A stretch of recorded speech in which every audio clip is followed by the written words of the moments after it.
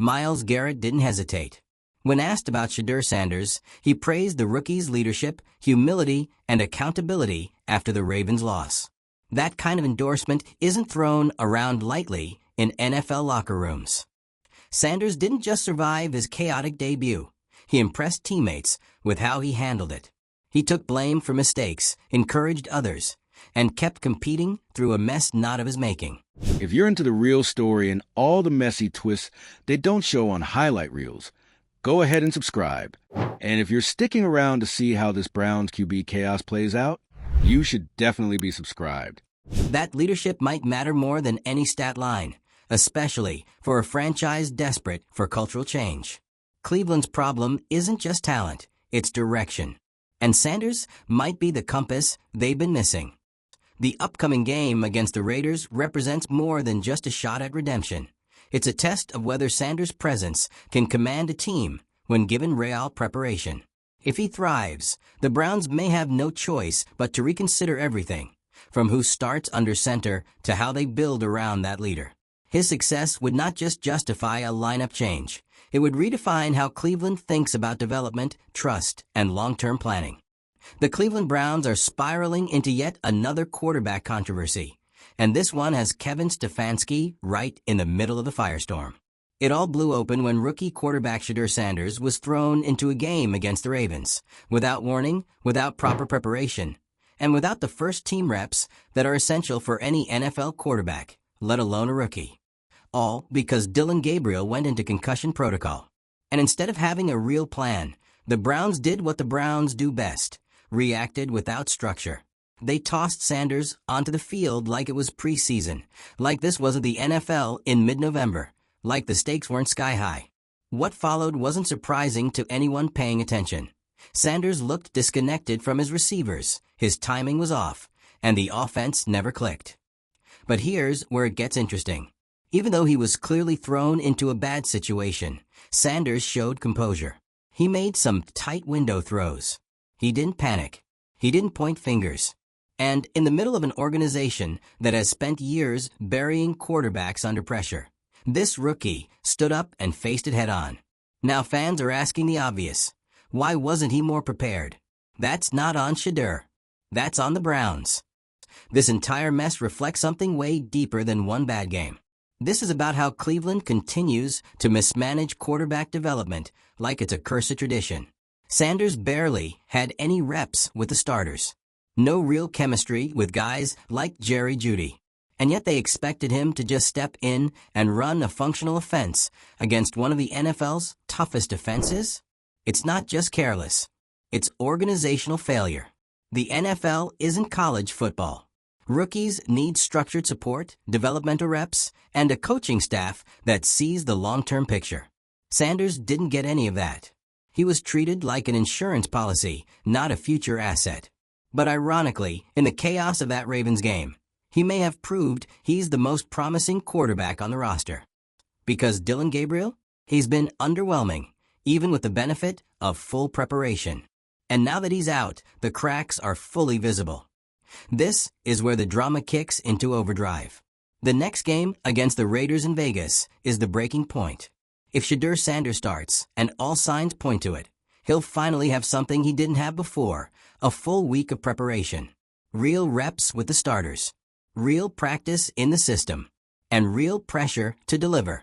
And if he shows even moderate progress with that structure, it's over. The conversation shifts. It stops being, well, he's the backup, and becomes, why isn't this guy our starter? Because the truth is, the gap between draft position and actual performance is closing fast. Sanders may have been taken in the 5th round, but there's mounting evidence he's outplaying the 3rd rounder who got the job by default. Let's not sugarcoat it. Front office ego is absolutely at play here. NFL teams are notorious for sticking with their guy, even when it's clear the better player is standing right next to him. Coaches and executives don't want to admit they were wrong on draft day. But in doing so, they often double down on mediocrity, just to protect the narrative. That's exactly what Cleveland risks now. If they bench Sanders after a strong performance in Vegas, they'll be telling the locker room that politics matter more than production. that they'd rather be loyal to a draft board than to the players who earn their spot. And players notice that. Which is why Myles Garrett's public support of Sanders isn't just a nice moment, it's a warning. Leaders in that locker room are paying attention. They're seeing who puts in the work, who steps up in chaos, and who takes accountability when things go sideways. Sanders has done all of that. Without excuses. Without finger-pointing. And that mental fortitude? That's what actually changes locker rooms. You can't fake leadership. You can't teach humility under pressure. You either have it or you don't. And this kid seems to have it. Meanwhile, the coaching staff, especially Stefanski, is catching heat, and deservedly so. The fact that they didn't have Sanders properly prepped as the next man up is inexcusable. It's not like this was week 1. This is late-season football. Backups need to be ready to start at any moment. That's basic. That's day 1 in the NFL manual. Instead, Sanders was tossed in like he was taking scout team reps all week, which, spoiler alert, he was. No time with the first unit. No game plan tailored to his strengths. And still, he showed more poise than expected. That's what has everyone buzzing. The Browns have spent years trying to find a franchise guy. And in the process, they've cycled through quarterbacks like seasonal decor. Every time they think they've got the answer, something falls apart. Injuries, bad schemes, poor support, front office drama.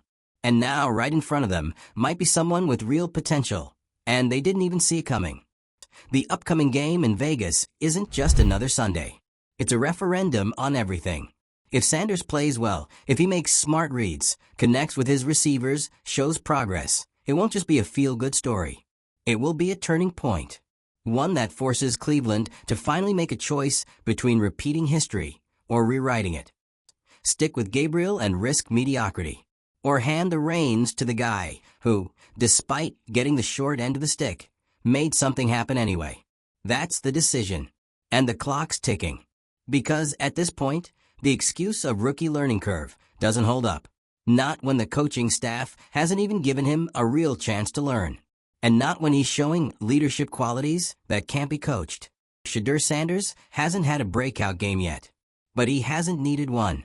All he's had to do is show enough to expose how badly the Browns have mishandled this situation. And he's done that. Now, he gets a real shot. And if he seizes it, there may be no going back. This is bigger than just quarterback depth charts. This is about whether Cleveland is capable of learning from its own mistakes, or doomed to keep making them. If the Browns are serious about building a future, they'll give Sanders what he earned, a real opportunity. Not a panic start. Not a placeholder role. A real shot to lead. And if they don't? If they go back to business as usual? Then it's just another chapter in the Browns' never-ending saga of self-sabotage. Let us know what you think in the comments. Should Shedeur be the guy going forward? Are the Browns finally seeing the light? Or are they setting us all up for more of the same dysfunction? Hit like if you've had enough of quarterback roulette. And subscribe if you're staying strapped in for this wild ride. Because one way or another, the drama in Cleveland is far from over. Let's not lose sight of what's really at stake here. This isn't just about Shedeur Sanders versus Dillon Gabriel. It's not just about Kevin Stefanski's seat getting hotter by the hour. This is about who the Cleveland Browns are as a franchise, as a culture, and as an organization that spent years talking about change but never quite delivering it. Because if you zoom out just a little, you can see the same patterns replaying like reruns on a broken cable box. A young quarterback with promise gets thrown into a crisis situation, underprepared and undersupported. He's expected to thrive with a roster that's not built to help him. And when things inevitably go sideways, the blame game starts. Coaching, front office, play calling, everyone points fingers, but no one takes real accountability. And here's the kicker. Even when someone like Shedeur Sanders does show signs of real potential, it's not enough. Not unless it aligns with the front office's original blueprint. Not unless it makes someone in a suit look smart. So now, the Browns are staring down a decision they never expected to make this early, because they never planned for Sanders to be more than a backup. A placeholder. A fifth-round flyer who might develop down the line. But now, after just one chaotic, thrown-together performance against the Ravens, He's suddenly in the conversation as the guy. Not just a stopgap, not a band-aid, an actual contender for the starting role. And the only reason that conversation's even happening is because of how badly things have been handled up to this point. It's like watching a building catch fire and realizing someone forgot to install the sprinklers. Because let's not forget, Shedeur didn't just come out of nowhere. He was drafted with upside. He's shown leadership, accountability, and mental toughness that most rookies, hell, even some veterans, don't display under pressure. And despite being sidelined in favor of a higher drafted QB, he didn't sulk. He didn't lash out. He stayed ready. But here's the part that should concern every Browns fan. If Gabriel hadn't gotten injured, would we ever have seen what Shedeur could do? Would this entire conversation be buried under the weight of draft politics and preseason assumptions? Because that's the Browns' Achilles heel, organizational ego. This franchise has a nasty habit of investing in the idea of a quarterback more than the reality. They chase a narrative instead of building a system. They want to prove their scouting reports right, even if it means forcing a scheme onto someone who doesn't fit. And Shedeur Sanders is the first real crack in that system this season. The minute he stepped onto the field, all the excuses fell apart. No, he wasn't perfect. But the fact that he held his own, without the first team reps, without game planning, without real preparation, put the entire coaching staff strategy under a microscope. Because it proved that maybe, just maybe, they've been putting their resources in the wrong place. And that's where Stefanski comes in. This is year 5 for him. The grace period is over. The patience is gone. And when your backup rookie quarterback steps into a high-stakes game looking more composed than your designated starter has in weeks, people start asking very uncomfortable questions. Like, why wasn't he ready sooner? Why wasn't he developed properly? Why did the Browns go all in on one plan when the guy behind the curtain might have been the better choice all along? Let's call it what it is. This game in Vegas might decide more than who starts next week. It might determine whether Kevin Stefanski makes it through the season. Because if Shedeur comes in with a full week of practice and leads this team to a win, the entire narrative shifts. It becomes his team. The fans will rally around it. The locker room already seems to be leaning in that direction.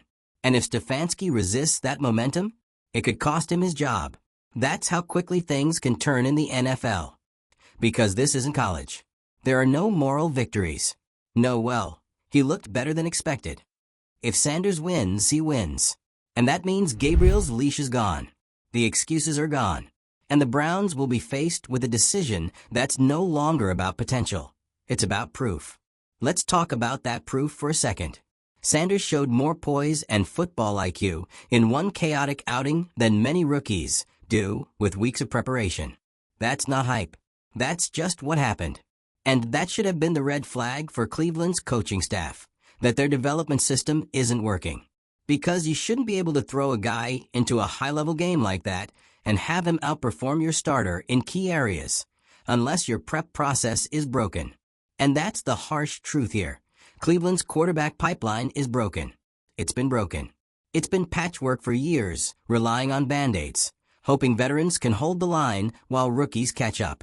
But when the rookies don't get the reps and the staff doesn't adapt the offense to their strengths, nothing changes. And it's not just a player issue. It's cultural. Players like Shedeur Sanders need structure. They need a plan. They need game reps with the starters, not just scout team duties, not just clipboard watching. And if the Browns can't or won't give that to him now, after what we've seen, then they're not just failing him. They're failing the future of the team. And again, Vegas is the breaking point. This game is either going to validate everything people are saying about Shedeur, or it's going to give the Browns an excuse to slide him quietly back to the bench. But here's the thing, even that won't kill the momentum anymore. Because once fans see it, once teammates see it, once the media sees it, you can't unsee it. You can't put the toothpaste back in the tube. If Sanders plays well, you can't go back to "we still believe in Gabriel" and expect anyone to buy it. Especially not when the locker room's already watching every move. And that's what makes this situation so combustible. Because no matter what happens next, the Browns have already exposed themselves. They've revealed a lack of flexibility, a lack of foresight. And unless they're willing to make bold decisions, starting with who gets the nod at quarterback going forward, this season is going to unravel quickly. It's already teetering. One bad outing, one more questionable coaching decision, one more moment where the front office lets pride get in the way of progress, and it's over. But the wildest part of all this? It didn't have to be like this.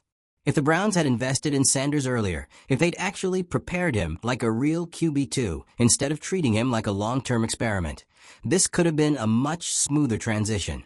But now, every game feels like a referendum on the entire franchise.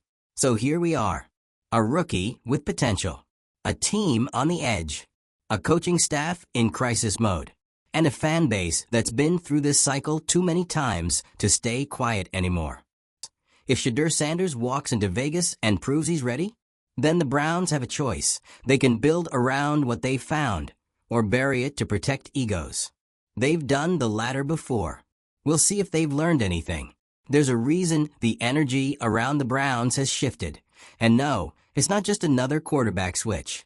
It's the fact that, for once, the guy they weren't betting on might be the one who saves them from themselves. That's the story unfolding in real time. Shedeur Sanders wasn't supposed to be here. He wasn't the hand-picked future. He wasn't given the tools, the time, or the trust that Gabriel got. And yet, after being dropped into a live NFL game with almost no preparation, he somehow became the conversation. Not because of stats, not because of highlights, but because of something this team has been missing for years: presence. You know it when you see it. The body language, the accountability, the way teammates respond, the calm under pressure. It's not flashy, and it doesn't show up on a spreadsheet, but it matters. And when you've watched the Browns run through quarterback after quarterback, each one sold as the next great hope, only to see that same vacant, overwhelmed look in big moments, you start to notice when someone doesn't flinch. That's what Shedeur gave them. Even in a messy last-minute debut, he showed he could handle it. And when the smoke cleared, what stood out wasn't the missed throws or the lack of rhythm. It was that he stayed in it. He kept fighting. He owned the moment, even when it wasn't perfect. And now the question isn't, can he do it again? It's what happens if he actually gets the support he should have had from the beginning. Because let's be clear, no one's crowning Shedeur Sanders the franchise savior after one emergency appearance. That would be reckless. But what is being recognized, loud and clear, is that he handled himself in a way that forced the conversation to change. And that should never have had to happen by accident. If the Browns had any real infrastructure for developing quarterbacks, Shedeur wouldn't have been invisible until Gabriel got hurt. He would have had structured reps. He would have been game ready. But instead, he was left on the shelf. And when they needed him, they crossed their fingers and hoped for the best. And the crazy thing is, he still gave them something to work with. Now they have a decision to make. And not in the usual week-to-week starter kind of way. This is bigger. This is about identity, direction. Whether the Browns are finally ready to start making decisions based on performance and leadership instead of politics and pride. Because let's talk about what happens if Shedeur plays well in Vegas. Let's say he commands the huddle, moves the ball, makes a few big throws, maybe even leads a game-winning drive. What then? Do they really hand the ball back to Gabriel just because he was drafted higher? Just because he got the majority of the off-season reps? If that happens, what message does that send to the locker room or the fan base? It says, your performance only matters if you were part of the original plan. And that's how locker rooms start to fracture. That's how fan bases lose faith. And in Cleveland, let's be real, there's not a lot of faith left to lose. The Browns don't get many chances to reset the narrative. They've burned through them for years. But they've got one now, and it's right in front of them. Shedeur Sanders represents more than a quarterback option. He's a test of whether this franchise can evolve. Because if they can't look past draft positions and sunk cost fallacies, they'll keep making the same mistakes. Again, and again, and again. And you don't need another season of what-ifs. Cleveland has had 2 decades of those. You need a team that evaluates what's in front of them now, not who they thought someone was going to be 6 months ago. That's what separates the good organizations from the ones constantly chasing ghosts. Look around the league. Teams that win adapt. They shift plans when the evidence demands it. They reward performance, leadership, and mental toughness, not draft pedigree. And the Browns need to start doing the same. Because Shedeur Sanders isn't just auditioning in Vegas. He's auditioning for the future. And not just his own. For the Browns' future too. He's the first quarterback in a long time who hasn't flinched when thrown into dysfunction. That's not nothing.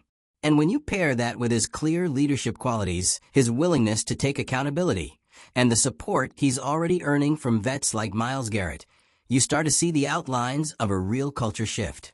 But it's fragile. It only works if the team leans into it. If Stefanski and the front office decide to hedge, to play it safe, to go back to what they know, it's over. Not just for Sanders, but for any sense of momentum. And Stefanski, who is already under heavy scrutiny, probably doesn't survive that backlash. Because make no mistake, he's coaching for his job right now. And fair or not, how he handles this quarterback situation could define his legacy in Cleveland. He either shows that he can pivot, that he can put ego aside and back the guy who's showing leadership under fire, or he sticks to the plan and watches it all unravel. This isn't just another game. This is the Browns standing at yet another fork in the road, wondering whether this time they'll actually make the right turn. And if Shedeur delivers, it's going to be very hard to justify turning back. So what do you think? Are the Browns finally ready to do something different? Has Shedeur Sanders earned a real shot, or are we about to watch the same tired cycle repeat itself? Drop your thoughts below, because let's be honest, this story isn't going away anytime soon. Hit the like button if you're ready for the Browns to stop talking about change and finally act on it. And don't forget to subscribe, because we're just getting started. Vegas is coming. The heat's rising. And this quarterback drama? Far from over.